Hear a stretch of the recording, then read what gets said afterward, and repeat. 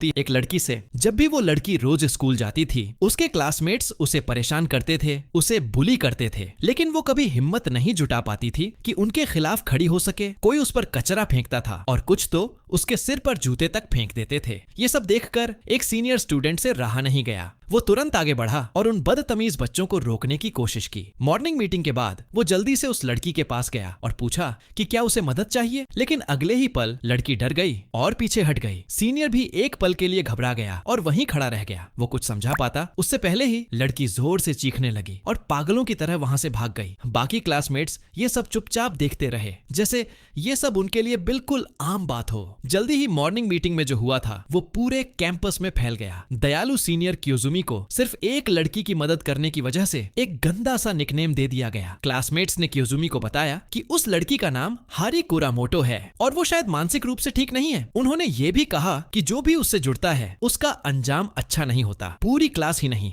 बल्कि पूरा ग्रेड उसे नफरत करता है। हालांकि सब लोग ये बातें घुमा फिरा कर बोल रहे थे, लेकिन क्योजुमी समझ गया था कि ये साफ साफ स्कूल बुलिंग का मामला है। वो बचपन से ही बहुत न्याय पसंद था, हमेशा दूसरों के लिए खड़ा होता था और सही के लिए लड़ता था। इसलिए बिना ज्यादा सोचे वो सीधा हारी की क्लास के दरवाजे पर पहुंच गया। लेकिन अंदर का नजारा देखकर उसके अंदर का गुस्सा एकदम फट पड़ा। पूरी क्लास हारी को परेशान कर रही थी, जानबूझकर उसकी डेस्क को लात मारकर गिरा रहे थे और उसे लगातार बुरा भला कह रहे थे। हारी एक कोने में सिमटी हुई थी, जैसे कोई टूटी हुई गुड़िया जिसके शरीर और दिल दोनों पर चोट के निशान थे। दरवाजे के बाहर खड़ा क्योजुमी ये सब देखकर जोर से चिल्लाया, लेकिन क्लास के लड़कों ने उसे देखकर खुद को रोकने की बजाय और ज्यादा मजाक उड़ाना शुरू कर दिया। क्लास के लड़के हंसते हुए बोले, क्या तुम खुद को कोई न्याय का हीरो समझते हो? ये सुनकर क्योजुमी गुस्से से भर गया। उसने साफ कहा कि ये सब माफ करने लायक नहीं है और बुराई को सजा मिलनी ही चाहिए। अपने दोस्तों की बात को नजरअंदाज करते हुए वो फिर से आगे बढ़ा। सबके सामने उसने हारी की गिरी हुई टेबल और कुर्सी उठाकर ठीक कर दी। उसे लगा था कि शायद ऐसा करने से ये बुलिंग रुक जाएगी, लेकिन उसने इंसान की बुराई और उनकी टेढ़ी सोच को कम आंका था। उस दिन जब वो स्कूल से घर जा रहा था, उसने देखा कुछ लड़कियां इधर उधर जूते फेंक रही थीं। क्योजुमी ने जमीन से जूते उठाए तो उसे पता चला कि वो हारी के जूते हैं। इतना ही नहीं, उन बदमाशों ने उसके शू कैबिनेट पर उसका नाम तक बिगाड़ कर लिख दिया था। क्योजुमी ये सब चुपचाप देखता रहा और उसने ये सब अपने दिल में बसा लिया। अगले दिन स्कूल खत्म होने के बाद भी हारी के जूते फिर से फर्श पर बिखरे हुए थे। क्योजुमी ने उन्हें उठाया, साफ किया और वापस शू कैबिनेट में रख दिया। फिर उसने उसका नेम स्टिकर निकालकर उसकी सही जगह पर चिपका दिया ताकि शायद उसकी बेइज्जती छुप सके। ऐसे ही दिन बीतते गए और क्योजुमी काफी समय तक चुपचाप उसकी मदद करता रहा, हर रोज बिना कुछ कहे। तभी एक दिन कुछ लड़कियां एक नई खबर लेकर आईं। उन्होंने बताया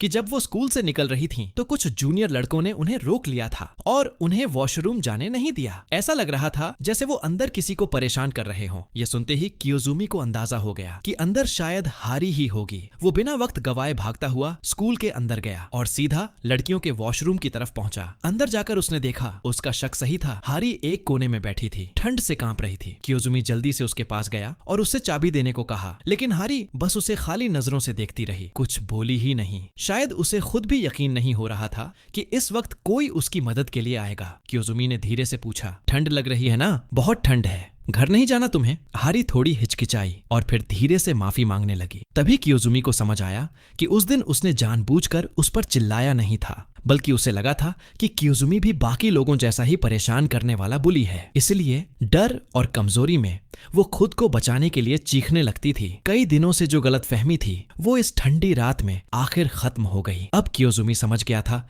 कि मॉर्निंग मीटिंग में हारी की आंखों में नफरत नहीं थी, बल्कि वो अपनी आंखों के आंसू रोकने की पूरी कोशिश कर रही थी। हारी ने फिर शू कैबिनेट के नाम वाले स्टिकर की बात की। उसे पता था कि ये सब क्योजुमी ही कर रहा है, बस वो ये नहीं जानती थी कि उसका शुक्रिया कैसे करे। क्योजुमी के दिल का बोझ आखिर हल्का हो गया, लेकिन अभी सबसे जरूरी था हारी को इस हालत से बाहर निकालना। तभी उसे पता चला कि हारी पूरी रात यहीं बंद थी। उस पर पानी डाला गया था और वो ठंड से कांपती रही। फिर भी अपनी दादी और पिता को परेशान न करने के लिए वो यहीं रुककर अपने कपड़े खुद सूखने का इंतजार कर रही थी। उसकी ये समझदारी और मासूमियत दिल को छू लेने वाली थी और दुख भी दे रही थी। अब विंटर सीजन का समय था। रात में तापमान 0 से नीचे जा चुका था। ऐसे में कपड़े कैसे सूख सकते थे? क्योजुमी ने जिद की, कि वो उसे चाबी दे। उसकी सच्ची आंखें और हल्की सी मुस्कान देखकर हारी ने पहली बार बचाए जाने का एहसास किया। शरीर पूरी तरह ठंड से जकड़ा हुआ होने के बावजूद उसने पूरी ताकत लगाकर चाबी उठाई और कियोजुमी की तरफ बढ़ा दी। चाबी मिलते ही कियोजुमी ने उसके दर्द करते हाथ की परवाह तक नहीं की और जल्दी से लॉक खोला। दरवाजा खुलते ही उसने हारी के गीले कपड़े उतरवाए और अपना गर्म कोट उसे पहना दिया। यहाँ तक कि उसने अपनी पैंट भी उतारकर उसे स्कार्फ की तरह हारी के चारों तरफ लपेट दिया ताकि उसे थोड़ी गर्मी मिल सके। लेकिन कियोजुमी को सबसे ज्यादा हैरानी तब हुई जब इस हालत में भी हारी उन लोगों की बुराई नहीं कर रही थी बल्कि वो उनकी तारीफ कर रही थी। उसने कहा कि वो लोग इतने भी बुरे नहीं हैं क्योंकि उन्होंने उस पर जो पानी डाला वो साफ था और आखिरी बाल्टी का पानी तो गर्म भी था। भले ही वो गर्म पानी जल्दी ठंडा हो गया लेकिन हारी फिर भी मानती थी कि वो लोग अंदर से अच्छे हैं। ये सुनकर कियोजुमी को बिल्कुल अच्छा नहीं लगा। वो इस तरह की झूठी अच्छाई को मानने को तैयार नहीं था। वो खुद सिर्फ एक पतली शर्ट में ठंडी रात में लगातार भाग रहा था और हारी उसके पीछे पीछे चल रही थी जैसे कोई छोटा सा अनाड़ी पेंगुइन। हारी के मन में एक सवाल बार बार आ रहा था। स्कूल में सब उससे दूर भागते हैं, उससे डरते हैं, तो फिर कियोजुमी क्यों वो बार बार उसकी मदद करता है? यहाँ तक कि जब लोग उसे गलत समझते हैं तब भी वो रुकता नहीं। कियोजुमी ने उसके सवाल का सीधा जवाब नहीं दिया बल्कि अपने बचपन की बात बताने लगा। उसने कहा उसके पिता किसी को बचाते हुए डूब गए थे और तभी से उसका सपना था एक हीरो बनने का। उसकी माँ हमेशा उसे सिखाती थी कि हीरो कभी अपने लिए नहीं लड़ते और कभी हार नहीं मानते। कियोजुमी का सपना था अपने पिता जैसा हीरो बनना। ये सपना ही उसके और उसके पिता के बीच का एकमात्र रिश्ता था क्योंकि उसके पिता की मौत उसी दिन हो गई थी जिस दिन वो पैदा हुआ था। उसने अपने पिता को कभी देखा ही नहीं। बस इतना जानता था कि जब भी उसकी माँ उनके बारे में बात करती है तो उसके चेहरे पर एक अलग सी चमक आ जाती है जैसे कोई लड़की शर्मा रही हो। वो अक्सर खुद को एक बदलने वाले हीरो के रूप में सोचता था और मानता था कि तभी वो दूसरों को बचा पाएगा। ये सब सुनकर हारी चुप हो गई क्योंकि उसने कभी किसी को इतना अच्छा नहीं देखा था। दोनों धीरे धीरे चलते हुए एक लॉन्ड्री तक पहुंच गए। वहां की बूढ़ी औरत ने जब हारी के साथ हुई बुलिंग के बारे में सुना तो वो हैरान और गुस्से से भर गई। वो उन बदमाशों को कोसती रही और साथ ही हारी के गीले कपड़े लेकर उन्हें सुखाने लगी। जब हारी ड्राइंग रूम से बाहर आई तो उस दयालु बूढ़ी औरत ने उसे लाल बीन्स वाला सूप दे दिया। कपड़े सूखने में काफी समय लगने वाला था तो दोनों ने सोचा कि कियोजुमी के घर जाकर थोड़ा वक्त बिताते हैं। जैसे ही सूप खोला गया कियोजुमी ने उसमें गर्म पानी डाला और हारी से कहा 1 मिनट तक गिनती करो। लेकिन हारी तो दीवार की घड़ी की सेकंड वाली सुई को घूरती रही जब तक पूरा 1 मिनट खत्म नहीं हो गया। फिर उसने जल्दी से सूप उठाया और खाने लगी। तभी उसे एक बात पर हैरानी हुई। उसके सूप में 2 चावल के केक थे। उसे क्या पता कि ये एक्स्ट्रा मोची कियोजुमी ने चुपके से उसके लिए डाले थे। हारी को इतनी खुशी से खाते हुए देखकर कियोजुमी को लगा कि आज जो कुछ भी उसने किया सब मायने रखता है। उसे तो ये भी लगने लगा कि जिसे सब अजीब समझते हैं उसमें भी एक प्यारी सी बात है। वो चाहता था कि हारी अब झुककर ना चले बल्कि सिर उठाकर चले और खुलकर बोले जैसे अभी बोल रही है। उसने बिना झिझक हारी की तारीफ की। तुम्हारा नेचर बहुत अच्छा है और तुम काफी इंटरेस्टिंग हो। हारी अभी भी हैरान थी कि कोई उसके साथ इतना धैर्य कैसे रख सकता है। लेकिन कियोजुमी ने उल्टा उससे ही पूछा क्या हीरो बनने के लिए कोई वजह चाहिए होती है? हारी एक पल के लिए चुप रह गई। उसे समझ ही नहीं आया क्या जवाब दे। तभी कियोजुमी ने कहा कि वो कभी किसी को ना बताए कि वो हीरो है। हारी ने सिर हिलाकर हाँ कर दी। कियोजुमी की हिम्मत और उसका आत्मविश्वास हारी के दिल को गहराई से छू गया। जो लड़की हमेशा खुद को कम समझती थी आज उसके अंदर कुछ बदल रहा था। इस पल वो अब वैसी हारी नहीं रहना चाहती थी जो जरा सा छूने पर टूट जाए। वो कियोजुमी की तरह मजबूत बनना चाहती थी लेकिन उन लोगों को हराने के लिए नहीं बल्कि आसमान में उड़ते यूएफओ से लड़ने के लिए। कियोजुमी को समझ ही नहीं आया कि वो किस यूएफओ की बात कर रही है। उसे लगा शायद हारी थोड़ी अजीब है और बस यूं ही कुछ भी बोल रही है। धीरे धीरे 1 घंटा बीत गया और हारी के कपड़े सूखकर वापस मिल गए। दोनों अलग होने लगे लेकिन जाते जाते भी कियोजुमी उसे ये सिखाना नहीं भूला कि बुली करने वालों का सामना कैसे करना है। वो आसमान की तरफ उंगली उठाकर एनीमे वाले डायलॉग्स दोहराने लगा। उसे खुद पता था कि वो इस वक्त थोड़ा अजीब लग रहा है लेकिन जब उसने हारी को दिल खोलकर हंसते देखा तो उसे अपनी शर्मिंदगी की कोई परवाह नहीं रही। इस तरह एक खुशनुमा रात बीत गई। अगली सुबह जब कियोजुमी घर से निकलने वाला था तभी उसे वहीं लॉन्ड्री वाली बूढ़ी औरत मिल गई। वो खास तौर पर उसके लिए केक बनाकर लाई थी और बोली कि ये हारी को दे देना। उसकी बातों से साफ था कि उसे हारी के साथ जो हुआ उसका बहुत दुख है। थोड़ी देर बाद कियोजुमी एक पुल पर बैठा था, हाथ में केक लिए और किसी का इंतजार कर रहा था। वो थोड़ा नर्वस था क्योंकि ये पहली बार था जब वो किसी लड़की का पब्लिक में इंतजार कर रहा था। अचानक उसने ऊपर देखा तो हारी बिना आवाज किए उसके सामने खड़ी रही थी। वो एक पल के लिए डर गया, लेकिन फिर उसने महसूस किया कि आज की हारी पहले से बिल्कुल अलग है। उसने अब अपने माथे को बालों से नहीं छुपाया था और उसके चेहरे पर वो उदासी भी नहीं थी। वो अब एक नए उगते सूरज की तरह लग रही थी। कियोजुमी ने भी उसकी तारीफ की अपने सरल शब्दों में। उसने केक हारी को दिए और हारी की आंखों में हैरानी साफ दिख रही थी, क्योंकि किसी ने उसे पहले कभी कुछ दिया ही नहीं था। कियोजुमी ने यह भी कहा कि अब से वो रोज यहीं उसका इंतजार करेगा और दोनों साथ में स्कूल जाएंगे। ये सुनकर हारी के लिए ये सब किसी सपने जैसा था। उसे पहली बार महसूस हुआ कि कोई उसे अहमियत दे रहा है। दोनों साथ चलते हुए स्कूल जाने लगे, रास्ते में अलग अलग बातें करते हुए। आज हारी सच में बहुत खुश थी। तभी उसकी क्लासमेट ओजाकी उनके पास से गुजरी और उसने भी हारी में आया बदलाव देख लिया। उसने अपने बैग से एक चश्मे का डिब्बा निकाला। दरअसल कियोजुमी ही अकेला नहीं था जिसे उस दिन की बात पता थी। जब ओजाकी वॉशरूम पहुंची थी तो उसे सिर्फ हारी का गिरा हुआ चश्मा मिला था। आज वो उसे वापस देने आई थी। ओजाकी को भी हारी के साथ हुई चीजों का दुख था, लेकिन पहले वो हारी से बात करने की हिम्मत नहीं जुटा पाती थी। लेकिन सिर्फ 2 लोगों की अच्छाई इतने सारे बुरे लोगों को नहीं रोक सकती थी। एक दिन लंच टाइम पर कियोजुमी ने फिर से देखा कि हारी को बुली किया जा रहा है, लेकिन इस बार ओजाकी आगे आई और उसने हारी को अपने पीछे छुपा लिया। लेकिन बुलीज ने ओजाकी को भी परेशान करना शुरू कर दिया। लेकिन तभी हारी अचानक उनके सामने आकर खड़ी हो गई और वही ट्रांसफॉर्मेशन वाला एक्शन करने लगी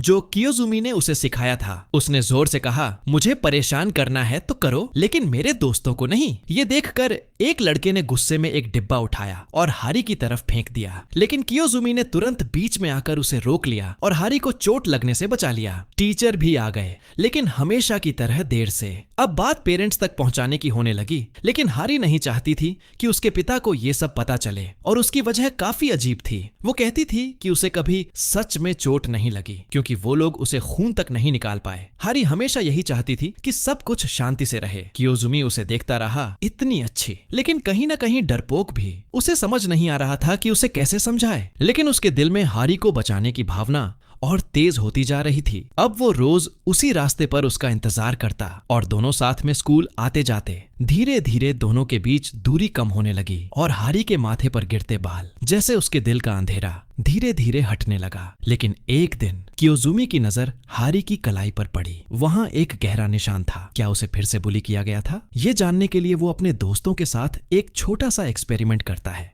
लेकिन उसे समझ आ जाता है कि हारी की चोट कुछ अलग है। अगले दिन वो एक टॉफी देकर हारी से उसका हाथ उठाने को कहता है और इस बार वो साफ देख लेता है कि ये निशान कुछ और ही कहानी बता रहे हैं। उसे शक होता है कि हारी सिर्फ स्कूल बुलिंग ही नहीं, कुछ और भी छुपा रही है। वो सीधे हारी को, जो एग्जाम देने जा रही थी, अपने घर ले आता है और बहाना बनाता है कि उसे पुराने नोट्स देगा। असल में वो सच्चाई जानना चाहता था। जैसे ही वो ऊपर नोट्स लेने जाता है, उसी वक्त उसकी माँ घर लौट आती है। हारी को देखकर वो उसे कियोजुमी की गर्लफ्रेंड समझ बैठती है और बड़े प्यार से उसके साथ बैठकर कियोजुमी की बचपन की तस्वीरें दिखाने लगती है। फिर डिनर का टाइम होता है और वो हारी को रुकने के लिए कहती है, लेकिन हारी अचानक घबरा जाती है क्योंकि अगर वो 7 बजे से पहले घर नहीं पहुंची तो उसके पिता उसे डांटेंगे। उसकी घबराहट देखकर कियोजुमी की माँ समझ जाती है कि कुछ गड़बड़ है, तो वो खुद उसे घर छोड़ने का फैसला करती है। रास्ते में हारी को अपने पिता की गाड़ी दिखती है। वो जल्दी से खिड़की खोलकर आवाज देती है, लेकिन उसके पिता उसे अनदेखा कर देते हैं और अचानक गाड़ी पीछे करने लगते हैं, जिससे एक बड़ा हादसा होते होते बचता है। किस्मत से कियोजुमी की माँ की ड्राइविंग अच्छी थी तो सब ठीक रहा। हारी के पिता के चेहरे पर जरा भी खुशी नहीं थी, जिससे हारी और भी डर गई। वो अपने पिता के पास बहुत संभल कर खड़ी थी, जैसे वो उसके अपने पिता नहीं। Every day there's a lot of sound all around, but what stands out is what sounds good. For everyday creators that have a lot on their plate, the East उसके अपने पिता नहीं बल्कि कोई अजनबी हो। लेकिन कियोजुमी की माँ बहुत ही गर्मजोशी से बात कर रही थी, जैसे वो एक अच्छा इंप्रेशन छोड़ना चाहती हो। वो बार बार हारी के लिए चिंता जता रही थी और इसी दौरान कियोजुमी की माँ को काफी जिज्ञासा हुई। उन्हें लगा कि एक अकेले आदमी के लिए अपनी बूढ़ी माँ और बच्चे का ख्याल रखना कितना मुश्किल होता होगा। तब हारी के पिता ने बताया कि उन्होंने उसकी दादी को एक नर्सिंग होम में भेज दिया है। ये सुनते ही कियोजुमी की माँ की दिलचस्पी और बढ़ गई। उन्होंने तुरंत पूछा कि कौन सा नर्सिंग होम है हारी के पिता ने मजबूरी में कहा, म्यूनिसिपल नर्सिंग होम। ये सुनकर कियोजुमी की माँ बोली कि वो खुद वहीं काम करती हैं और अगर हारी की दादी की देखभाल में कभी भी मदद चाहिए हो तो वो कभी भी उनसे संपर्क कर सकते हैं। इतना सुनते ही हारी के पिता के चेहरे का रंग बदल गया। वहीं दूसरी तरफ हारी जल्दी जल्दी अपने पिता को वहाँ से जाने के लिए कहने लगी, जैसे वो किसी सच्चाई को छुपाना चाहती हो। अगले दिन कियोजुमी हमेशा की तरह हारी का इंतजार करता रहा, लेकिन वो नहीं आई। वो फर्स्ट ईयर के गेट पर गया तो पता चला कि हारी आज स्कूल ही नहीं आई। क्या उसके साथ कुछ हो गया? लॉन्ड्री वाली बूढ़ी औरत जो अभी भी हारी के बारे में सोच रही थी, उसने फिर से कियोजुमी को एक केक दिया, लेकिन इस बार भी हारी नहीं आई। मजबूरी में कियोजुमी ने केक उसके शू कैबिनेट में रख दिया। अगले दिन जब वो फिर से स्कूल गया तो हारी वापस आ गई थी, लेकिन आज वो फिर से पहले जैसी हो गई थी। उसने अपने बालों से चेहरा ढक लिया था और क्लास के कोने में खुद को छोटा करके बैठी थी, जैसे वो फिर से दुनिया से छुपना चाहती हो। कियोजुमी उससे मिलने आया, लेकिन वो बिल्कुल भी रिएक्ट नहीं कर रही थी, बस खाली नजरों से बैठी रही जब तक स्कूल खत्म नहीं हो गया। स्कूल के बाद कियोजुमी ने देखा कि हारी वही केक वापस अपने कैबिनेट में रख रही है। वो कुछ कहने ही वाला था कि हारी ने अचानक केक जमीन पर फेंक दिया और मुड़कर भाग गई। उसका ये व्यवहार कियोजुमी को अंदर तक हिला गया। बिना कुछ सोचे वो उसके पीछे भागा, लेकिन इस बार हारी का रवैया बिल्कुल बदल चुका था। ओजाकी ने उसे पकड़ने की कोशिश की, लेकिन हारी अचानक चिल्लाई और घबराकर उसने हाथ छुड़ा लिया। हारी फिर से भाग गई और कियोजुमी बस उसे जाता हुआ देखता रह गया। उसके दिल में एक अजीब सा दर्द था। उसे लगा था कि वो उसके करीब आ चुका है, लेकिन सब कुछ फिर से दूर हो गया। फिर भी उसने हार नहीं मानी। वो हारी के घर तक पहुंच गया। बाहर से ही उसका घर उतना ही सूना और उदास लग रहा था जितनी खुद हारी। उसने कई बार उसका नाम पुकारा, लेकिन कोई जवाब नहीं आया। उसके दिल में एक अजीब सी बेचैनी थी, जैसे हारी कहीं अंदर से मदद के लिए पुकार रही हो। शाम हो चुकी थी। कियोजुमी घर लौटा और खिड़की खोलकर ताजी हवा लेने लगा। तभी उसने नीचे देखा, हारी वहां खड़ी थी जैसे कोई परछाई। वो तुरंत उसे ऊपर बुलाने लगा, लेकिन हारी बार बार हिचकिचा रही थी।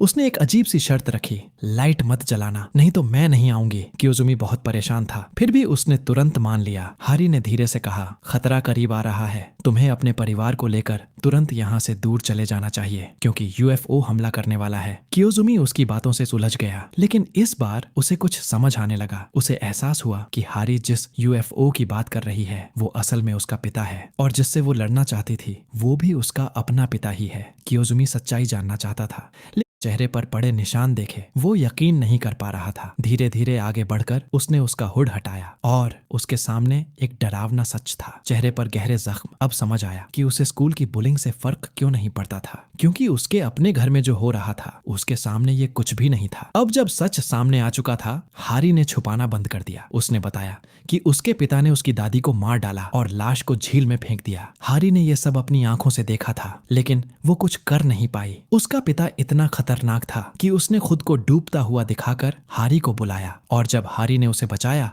तो उसी पर इल्जाम लगा दिया कि वो भी इस सब में शामिल है। उस दिन जब उसे पता चला कि कियोजुमी की माँ नर्सिंग होम में काम करती है तो उसे डर लगा कि कहीं सच्चाई सामने न आ जाए। इसलिए उसने ठान लिया कि वो कियोजुमी और उसकी माँ को भी खत्म कर देगा, ताकि उसका राज हमेशा छुपा रहे। हारी के चेहरे के घाव भी उसी के पिता की करतूत थे। उसने उसे इतना सताया कि वो कियोजुमी के घर का पता बताए, लेकिन हारी ने झूठा पता बताया। फिर भी उसका यहाँ तक पहुँचना बस कुछ ही समय की बात थी। ये सब सुनकर कियोजुमी को सबसे ज्यादा चिंता हारी की थी। अगर वो उसे छोड़कर चला गया तो हारी का क्या होगा। इस बार उसने फैसला कर लिया, वो हारी के साथ खड़ा रहेगा। वो उसे अपने पास रखेगा ताकि कोई उसे फिर कभी चोट ना पहुंचा सके। उसने अपने दोस्त से एक इन्फ्लेटेबल नाव ली और प्लान बनाया कि झील से हारी की दादी की लाश निकालकर पुलिस को देगा, ताकि उसके पिता को सजा मिल सके। वो अपनी साइकिल पूरी ताकत से चलाता हुआ झील की तरफ जा रहा था। पीछे हारी बैठी थी, जिसका शरीर जख्मों से भरा था। कियोजुमी के साथ होने की वजह से हारी कुछ देर के लिए अपना दर्द भूल गई। वो मुस्कुराते हुए बोली, सीनियर, जब ये सब खत्म हो जाएगा क्या आप मेरे साथ रहोगे? कियोजुमी ने बिना हिचकिचाए कहा, मैं हमेशा तुम्हारे साथ रहूंगा। ये सुनकर हारी बच्चे की तरह खुश हो गई। उसकी खुशी छुप ही नहीं रही थी, और उसकी ये खुशी कियोजुमी तक भी पहुंच गई। तभी कियोजुमी जोर से बोला, तुम्हारी खुशी ही मेरी जीने की वजह है। चाहे दुनिया खत्म हो जाए, हमारा रिश्ता कभी खत्म नहीं होगा। ये सुनकर हारी को फिर से महसूस हुआ कि असली खुशी क्या होती है।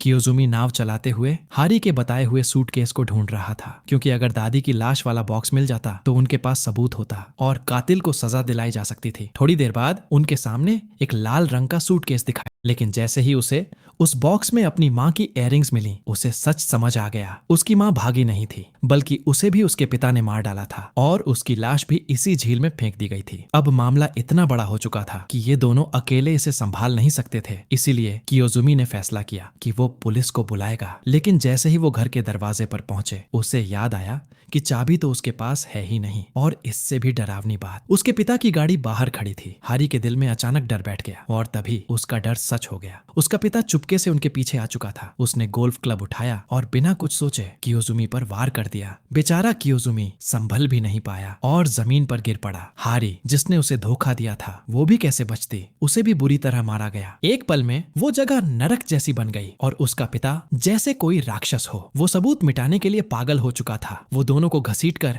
घर के अंदर ले गया और आग लगाकर सब कुछ खत्म करना चाहता था। दोनों बुरी तरह घायल थे, लेकिन उन्होंने हार नहीं मानी। कियोजुमी को अपना वादा याद आया कि वो एक हीरो बनेगा। भारी चोटों के बावजूद उसने पूरी ताकत लगाकर अपनी उंगली उठाई, वही इशारा जो वो पहले कई बार कर चुके थे। ये एक तरह का उनका सीक्रेट सिग्नल था। इसने कियोजुमी को हिम्मत दी और हारी को ताकत। हारी ने भी कांपते हुए हाथ से दूर से वही इशारा किया। उनकी इस आस्था ने उन्हें फिर से खड़ा कर दिया। उसी वक्त उसका पिता अपनी पत्नी की इयररिंग्स देख रहा था और तभी हारी अचानक उठी और गोल्फ क्लब से उस पर वार कर दिया। इस बार हारी खुद अपनी हीरो बन गई और उसने अपने यूएफओ को हरा दिया। उसने न सिर्फ खुद को बचाया बल्कि कियोजुमी को भी, जैसे उसने उसे हमेशा बचाया था। आखिरकार उसकी अंधेरी जिंदगी खत्म हो गई और वो राक्षस अब उसे कभी नुकसान नहीं पहुंचा सकता था। जब कियोजुमी को होश आया, वो अस्पताल में था। उसकी माँ और उसके दोस्त उसके आसपास थे। पुलिस ने झील से 2 लाशें भी बरामद की जो हारी की माँ और दादी की थीं और हारी को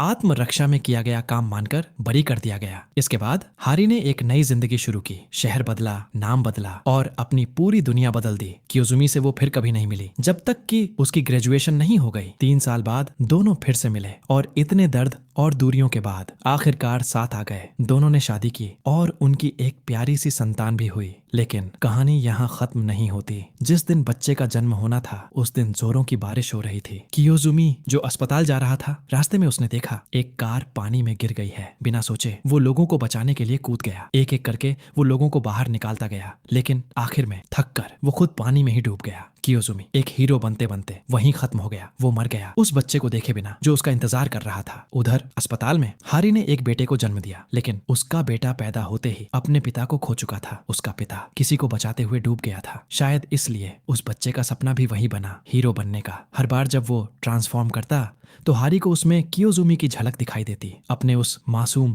थोड़े अनाड़ी बेटे को देखकर हारी मुस्कुरा देती और